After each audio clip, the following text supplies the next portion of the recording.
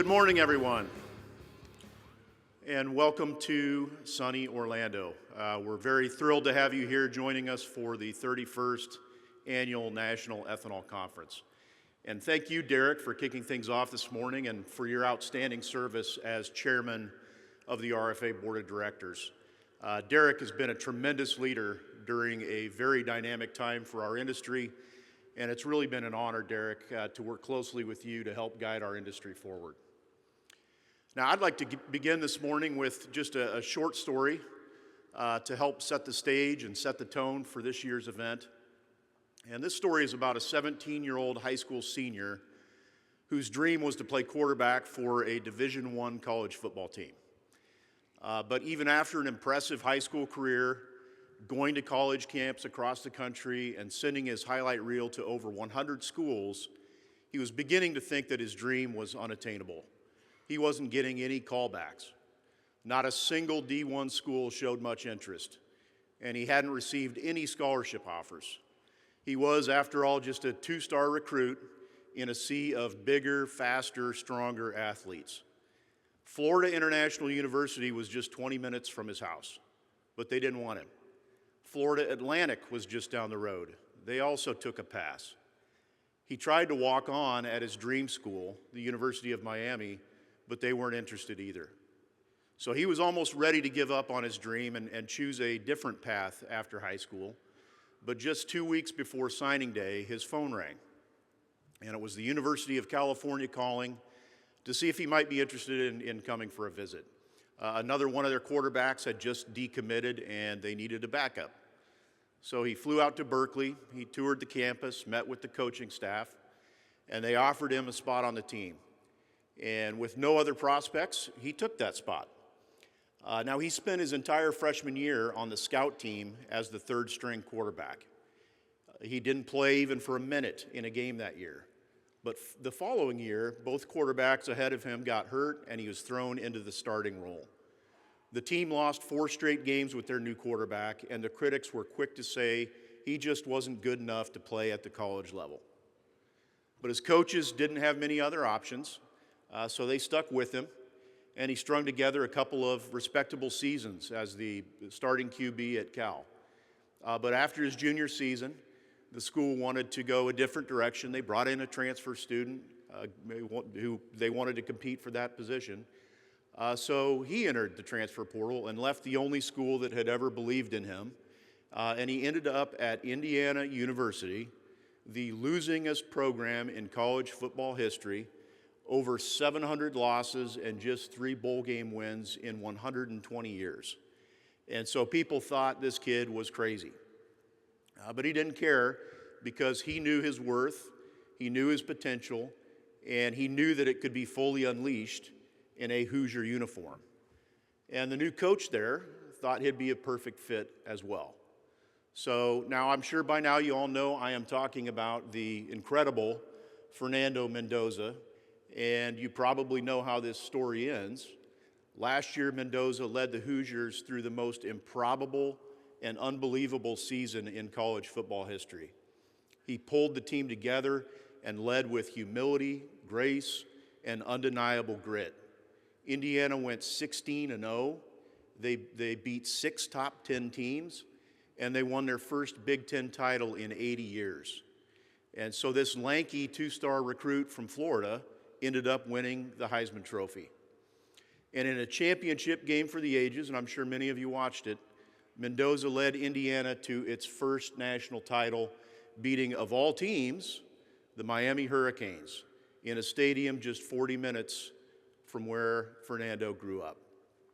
So it was, by all accounts, a perfect season, and it all happened because Mendoza was given a chance.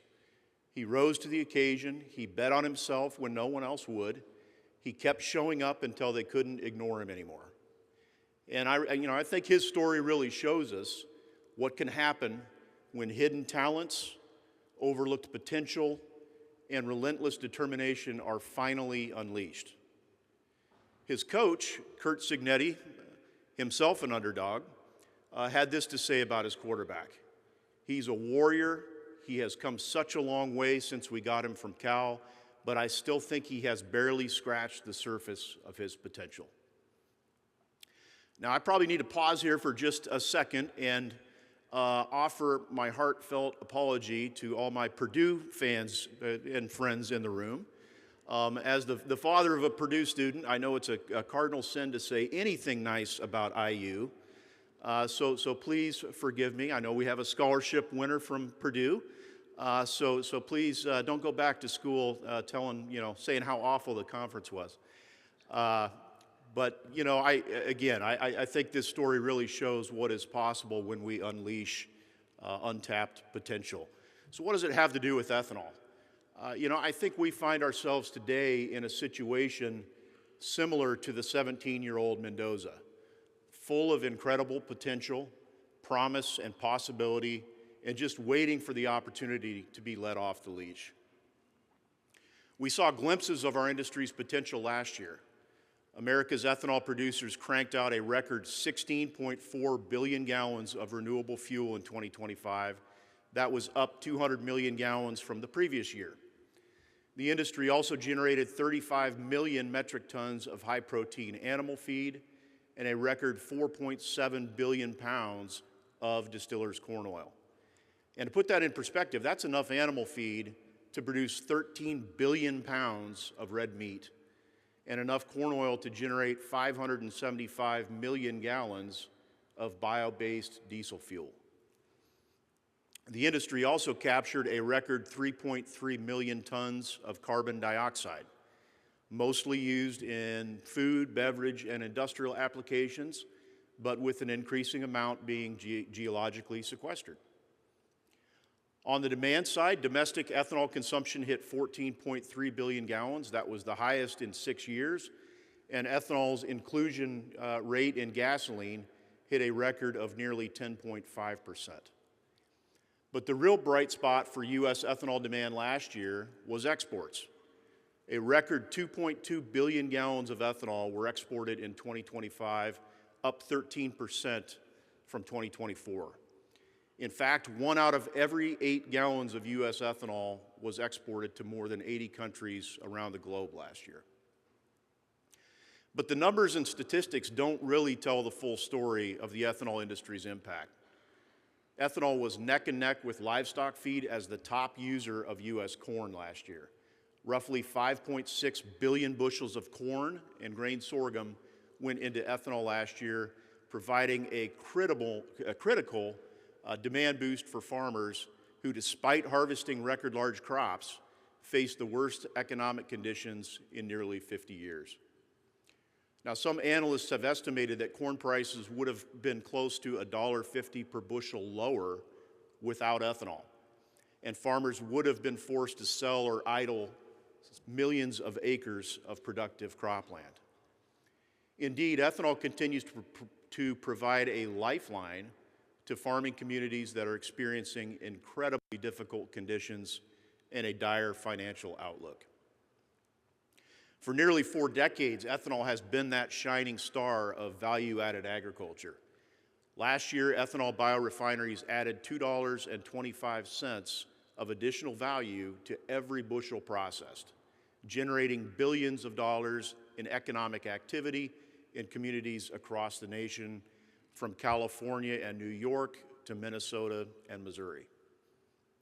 So, 2025 was another good year for the U.S. ethanol industry.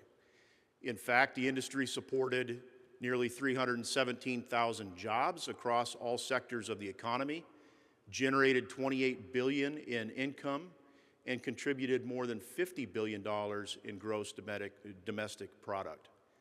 So those are numbers that we should all be very proud of. But we could have done so much more as an industry if simply given the opportunity. More to lower fuel prices for consumers, more to reduce reliance on imported petroleum, more to clean up the air and reduce emissions, and more to create jobs and boost the farm economy. But unfortunately, the renewable fuels industry remains on a fairly tight leash. We are being held back from reaching our full potential, just like the young Fernando Mendoza. Outdated regulations and entrenched petroleum refiners continue to block larger volumes of lower cost, cleaner burning ethanol from reaching consumers. And instead of being penalized for holding, referees continue to look the other way. In most of the country, E15 remains a seasonal fuel that cannot be sold during the busy summer months, all because of a nonsensical glitch in regulations that were adopted 35 years ago.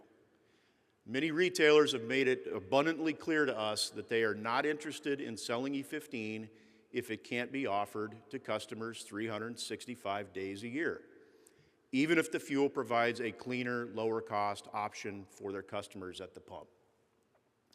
Now, during his first term, President Trump directed EPA to remove that summertime E15 barrier, but threatened by the competition, the oil industry, refiners, sued EPA and succeeded in keeping that blockade in place.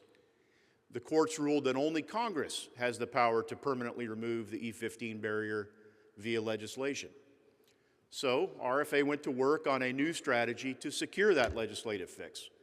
We forged a landmark compromise on year-round E15 legislation with the American Petroleum Institute, fuel retailers, farm groups, and many other organizations. We came up with a bill that had broad bipartisan support in Congress, including for the first time ever, senators and representatives from the oil patch. And in December 2024, I'm sure many of you remember, that legislation was attached to a continuing resolution bill, and it was inches away from finally crossing the goal line. But in the final seconds of the game, Lucy pulled the football away again, and the E15 legislation, along with all the other policy riders in that continuing resolution bill, were stripped out and left on the cutting room floor. So in the wake of that heartbreaking defeat, members of Congress told us not to worry. They said there would be other opportunities to adopt E15 legislative, the legislative fix. Now, unfortunately, no such opportunities arose in 2025. We went through the entire year without an opportunity to move this legislation. But as the year drew to a close, it became clear that we would have an opportunity to fold the E15 bill into appropriations legislation that needed to pass in January to avoid another government shutdown. So working again with API and the rest of our coalition, we designed a play to ensure that E15 legislation could be adopted as part of the appropriations process. This time, the E15 language was being paired with provisions sought by larger refiners that would reform the deeply flawed small refinery exemption program under the RFS. And again, we were deep inside the red zone and prepared to score the winning touchdown. The legislation was introduced as an amendment in the House by our friend Iowa Congressman Zach Nunn, and we were still very much in the game. But this time, a handful of mid-sized oil refining companies came off the sideline and took a goal line stand against the legislation. These companies, some with foreign ownership, many in the Fortune 500, these are not small refining companies, but they claimed that losing access to those SREs, those exemptions, would somehow cause them to shut down their refineries and lay off workers, all of which, of course, is complete and utter nonsense. But their gambit worked, and they created enough doubt on Capitol Hill that the E15 language was pulled from the bill. So instead of finally getting year-round E15, we got a council. So the House leadership directed the formation of what they're calling the E15 Rural Domestic Energy Council. And that group of House members was given the unenviable mission of developing compromise legislation that would be acceptable to all stakeholders, including that group of mid-sized refiners. Now, to the council's credit, they've been working day and night for the last several weeks to try and find a solution and a legislative path forward. But what they are finding, which is the same thing that we found out years ago, is that there is simply no way to appease mid-sized refiners who continue to game the RFS system with SREs. Those refiners either want to maintain the status quo or they want to entirely blow up the RFS program. And of course, neither of those options are acceptable to the majority of liquid fuel and agricultural stakeholders. And here's the really, really frustrating part. We already had a deal. We had legislation, again, that was introduced by Congressman Nunn, that was universally supported by agriculture, ethanol, fuel retailers, large oil refiners, many of the true small refiners, and other key stakeholders. And yet that very small but very vocal faction of well-connected refining companies was able to shut the whole thing down.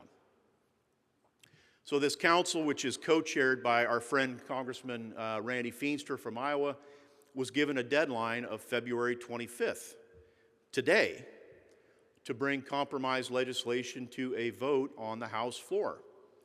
Well, as of 8 a.m. this morning, we still haven't seen a bill. And our message to the council, and really to every member of Congress, is clear. Year-round, nationwide E15 is an urgent priority for America's farmers, energy sector, and working families, and it can't wait any longer. Unleash E15. Let's get this done.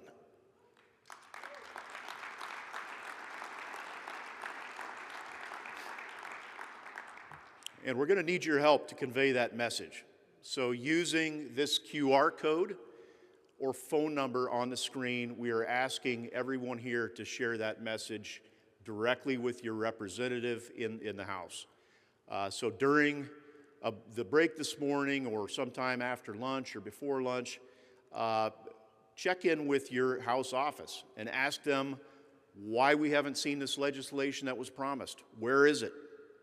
Tell them we need them to finish the job. We need year-round E15 now. And at this very moment, about 1,200 miles away from here at the Commodity Classic Conference in San Antonio, there are 11,000 farmers that are going to be sharing this same message with their members of Congress this morning. They're going to be pausing their program to flood the Hill with phone calls and text messages, and so we all need to work together to keep the heat on. So the silver lining here is that we again have the support of President Trump on E15. He remains committed to removing the obstacles that block E15 from the marketplace. In his day one executive orders, he specifically included biofuels as a form of American energy that needs to be released from burdensome regulatory constraints. And he directed EPA to grant emergency waivers allowing summertime sales of E15 if Congress failed to act. And just a month ago in Iowa, I'm sure many of you saw this, President Trump reiterated his support for E15 and called on Congress to get legislation allowing nationwide year-round sales to his desk for signature as soon as possible. And today, we are urging lawmakers to heed the President's call. Unleashing E15 would have enormous benefits, not just for the farm sector, but for the entire U.S. economy. A recent study by RFA and the National Corn Growers Association found that year-round nationwide E15 would add an additional $26 billion to U.S. GDP, boost household incomes by more than $10 billion, and support 128,000 additional full-time jobs across all sectors of the economy. And consumers, of course, would see increased savings at the pump. At a time when inflation and affordability are top of mind, nationwide E15 would lower total spending on gasoline by $25 billion or more. And that's roughly $210, $220 per American household. So while the E15 fight continues in Washington, our industry finally had a breakthrough at the state level in California last year, the only state that had not yet approved E15 as a motor fuel. After 7 years of foot dragging on E15 approval by the state's regulators, RFA decided to take a different approach. And so we worked with the California legislature to promote the benefits of E15, and in late 2024, Assembly members David Alvarez and Heath Flora and other members of the California Problem Solvers Caucus introduced a bill that would really force the issue with CARB, and it would immediately legalize E15 as a fuel, even while CARB continued its formal regulatory process to approve the fuel. Now, this bill exceeded our expectations.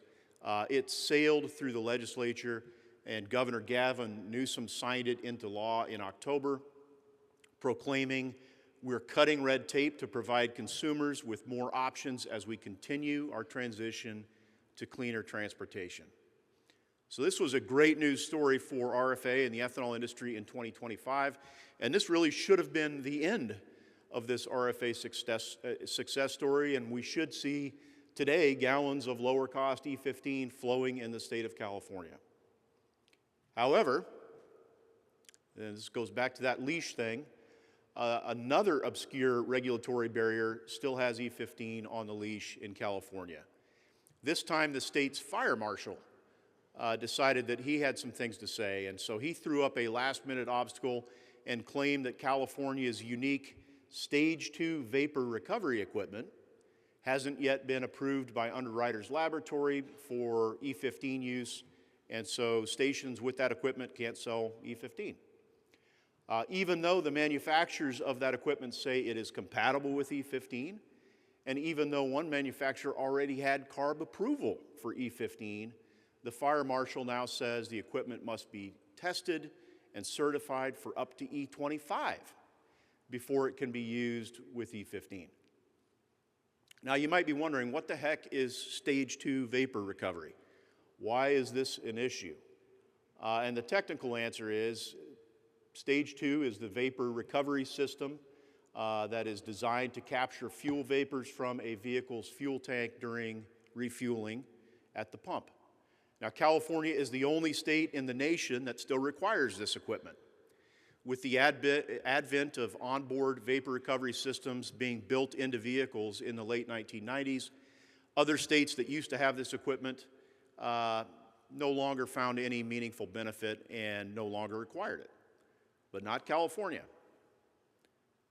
So this rubber nozzle boot that you're looking at and a few other components is what is keeping E15 from being sold today in California.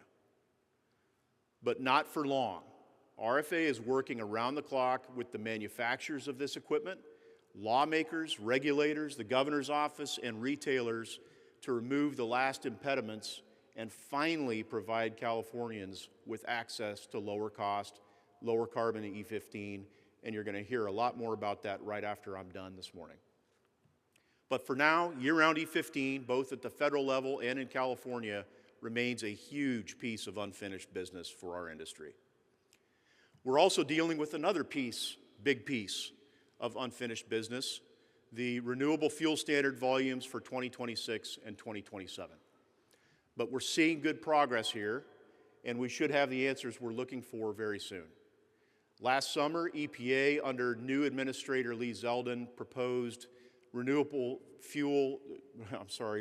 volume obligations for 2026 and 2027, and those proposed RVOs were the highest ever, featuring big increases in biomass-based diesel and maintaining the 15 billion gallon volume for conventional renewable fuels like corn ethanol. The proposal also prioritized domestically produced renewable fuels over imports. What a concept, right? And pledged to continue the practice of prospectively reallocating any expected SREs in 2026 and 2027. So overall, the proposal sent a strong positive signal to the ethanol industry. And we thank Administrator Zeldin and Assistant Administrator Aaron Szabo, who you're going to hear from later today, and the entire EPA team for listening to industry stakeholders throughout this entire process. Now we just need EPA to finalize this rule. And we know the agency is close to doing that. It is expected that that final rule will be sent to the White House very, very soon for review, meaning it should be published and implemented in the coming weeks. And in addition to the final volumes, we of course will also be looking very closely at EPA's final approach for addressing SREs, those small refiner exemptions. As you know, President Trump's EPA inherited an enormous backlog of unresolved SRE petitions, nearly 200, dating back all the way to the 2016 compliance year. Now, the agency deserves credit. They moved pretty quickly to decide those petitions. Last year, EPA granted 65 full exemptions, 89 partial exemptions, and denied 37 of those petitions. And while we continue to question whether any SREs are truly justified in the first place, we have been encouraged by EPA's approach to managing those exemptions. And here's why. For SREs covering 2016 through 2022, EPA logically returned RIN credits that were generated in those same years to those refiners. Now, those RINs are now expired and cannot be used in lieu of physical gallons or currently valid RINs to demonstrate compliance with current RFS standards. For 2023 and 24, however, EPA returned 1.9 billion valid RINs back to refiners that can be used to meet 2024 and 25 obligations. But EPA also promised at the same time, or proposed, to reallocate those exemptions by adding them back to the 2026 and 2027 volume obligations. EPA proposed two options for reallocation: adding half of the exempted volume back or adding all of the exempted volume back. Now, of course, I'm sure you know what our preference would be, and we believe it is EPA's statutory obligation, their legal obligation, to ensure that 100% of any exempted volumes are reallocated. That is the only way to maintain the integrity of the renewable fuel standard. Now clearly EPA is striving to minimize marketplace disruptions associated with SREs, and full reallocation is the best means of accomplishing that objective. So as I said, we're going to hear more from our friend, Assistant Administrator Aaron Szabo later this morning on EPA's latest and their good work on the RFS and several other issues.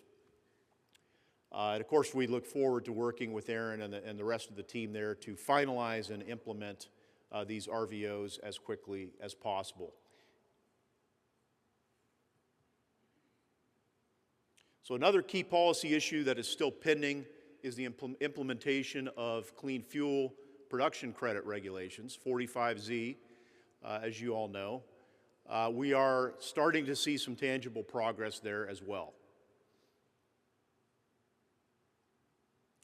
After relying solely on a Biden administration notice of intent to propose regulations throughout the entire 2025 tax year, we finally got the official proposed rule for 45Z 3 weeks ago.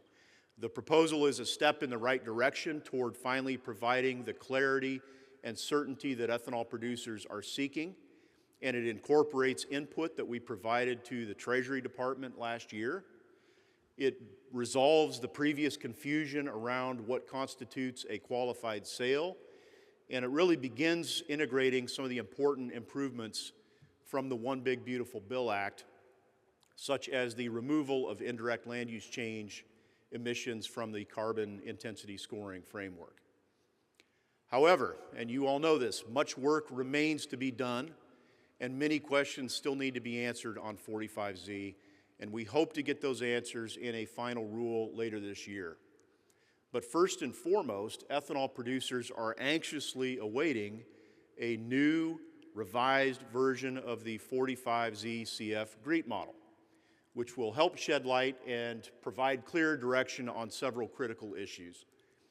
As you all know, the IRS requires ethanol producers to use that model to determine your emissions rate. And of course, your emissions rate is what determines your 45Z tax credit value. So the model is really the whole ballgame. And we need to know how the removal of ILUC is going to be handled in the model. We need to know whether new pathways like corn kernel fiber will be added, whether any further changes or alterations will be made to how energy attribute certificates are used, how regenerative ag practices may be recognized, and several other key factors. So these are the modeling details that will ultimately determine whether an ethanol producer's 45Z tax credit value is worth 10 cents per gallon, $1 per gallon, somewhere in between, or nothing at all. These issues also will influence how and whether the 45Z program may reshape renewable fuel markets over the next 4 years. In order to better understand how the marketplace will react and adjust to the 45Z program, we need to understand the modeling details and the fine print. Now, 45Z holds the potential to spur a wave of reinvestment and innovation in renewable fuels unlike anything we've seen since the ethanol building boom 20 years ago. The program can also help ensure American ethanol remains competitive in low-carbon fuel markets, both domestically and worldwide. But to reach that potential, it is crucially important that the models and final regulations are straightforward, fair, science-based, and allow for broad participation across the industry. Now, while there are still many final details that we don't know yet about 45Z, one thing seems almost certain. The credit will provide a strong incentive to increase production. We're already seeing that. And unleashing additional ethanol output is terrific, but only if we have new markets and demand sources that keep pace with increased supplies. We know that corn supply growth is rapidly outpacing demand, and we're seeing what's happening in the farm economy because of that. That imbalance is causing severe economic stress for farmers. We cannot allow that same sort of imbalance to occur in the ethanol space. Increased supply without increased demand is like a quarterback without an offensive line. So all of this underscores the absolute necessity of developing new export markets, busting down the door on E15 market access, and breaking into new markets like aviation and maritime fuel. We must continue to build on the exceptional progress we've made in the international marketplace. The U.S. ethanol industry continues to deepen its leadership in the global market, with export volumes shattering records in recent years. Canada remains the top destination for ethanol exports, driven by their clean fuel regulations and rising blending targets. Strong gains in the European Union, United Kingdom, India, and Colombia also highlight growing interest in renewable fuels across both established and emerging markets. And new markets like Japan, Vietnam, and Indonesia are on the cusp of opening their markets to larger volumes of low-carbon ethanol. Now, these developments are occurring even as some nations, like China and Brazil, maintain punitive trade barriers that constrain or eliminate access for U.S. ethanol in those markets. And that, of course, is a challenge the industry and our partners in the U.S. government must continue to address through policy engagement and trade advocacy. Now, RFA also sees enormous long-term market opportunities emerging in the global maritime and aviation fuel sectors, as those sectors work to reduce carbon emissions and transition to cleaner energy sources. Ethanol, of course, is well positioned as a broadly available, low-cost, low-carbon, and scalable alternative fuel for these markets. Expanding ethanol into these supply chains would provide new demand for our industry, generate new revenue streams for farmers, bolster rural economies, and strengthen American energy leadership.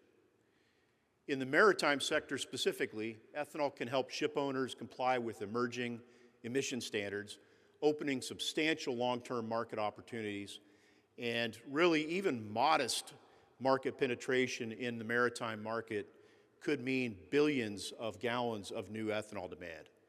The global maritime fuel market is huge. Somewhere between 70 and 80 billion gallons of fuel are used each year.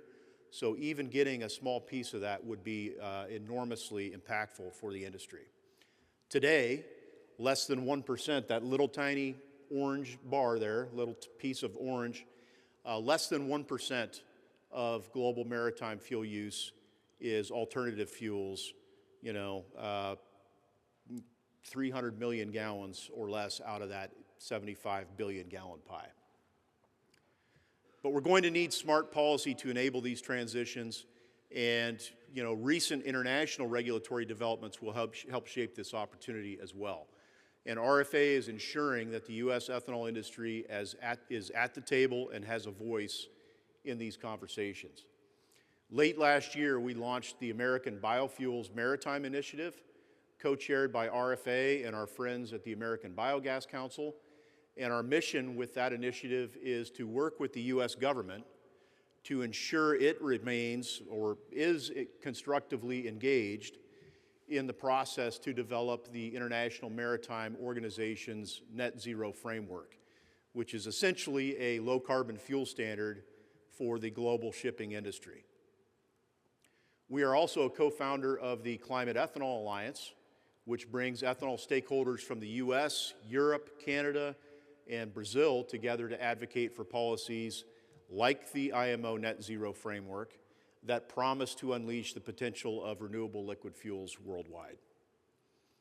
Now, the IMO is going to vote on the adoption of their framework later this year, and we can't afford to let this opportunity slip away. So again, through our coalitions, we are calling on the Trump administration to stay at the table and help craft a final framework that works for U.S. biofuels and farmers. And on sustainable aviation fuel, we'll continue pressing for policies that unlock alcohol-to-jet fuel opportunities. While 45Z is a start, existing tax policies don't do nearly enough to get alcohol-to-jet off the ground, and more must be done if we are going to fully realize ethanol's potential in the aviation sector. So we certainly have our work cut out for us in 2026, but the amount of energy, creativity, innovation, and potential in this room and in our industry is immeasurable. We just need the chance to compete. We need the opportunity. We need to be unleashed, just as Fernando Mendoza said in his incredible Heisman Trophy speech, and I hope most of you were able to see that. If not, go find it on YouTube. He said, we need discipline, we need heart, and people who believe in our potential as much as we do. And just like number 15 said, we must keep chasing our dreams no matter how big or impossible they seem. Thank you very much.